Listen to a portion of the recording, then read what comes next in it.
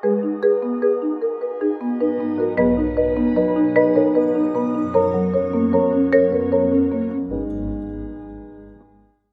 I want to sell my business. Where do I go to? Where do I start? Where do I go to find investors? All right, I have a company and I want to sell it. I think I'm not really sure. I might want to get an investment. I think I'm not really sure. It's very similar to looking for a job, right? So you want to let everyone know that maybe you're thinking about doing something, or you just want to find out what other people have done. So you're going to find your friends, right? People who have who also own a business. Find out if they've dealt with any of these concerns or any of these issues.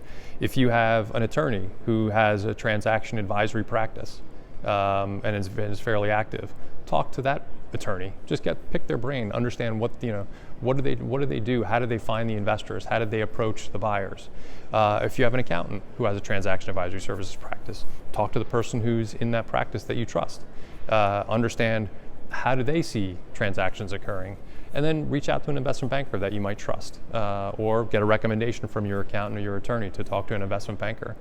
And again, it really depends on the stage of your company. If you're looking for venture capital or private equity or a strategic sale, private equity is going to invest in much more mature companies, whereas venture capital and these early stage angel investors will look at much earlier, lower revenue, pre-revenue type companies that are on a growth trajectory. If I'm using an investment banker, what are they taking? I just want to be very clear on what I'm getting myself into. So, how much is it going to cost to sell your business? That's where we're at.